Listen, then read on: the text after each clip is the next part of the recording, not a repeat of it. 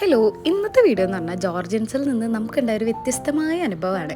എന്താണെന്ന് വെച്ച് കഴിഞ്ഞാൽ സാധാരണ ജോർജിയൻസിന് അങ്ങനെ ഇന്ത്യക്കാരോട് വലിയ താല്പര്യമില്ല.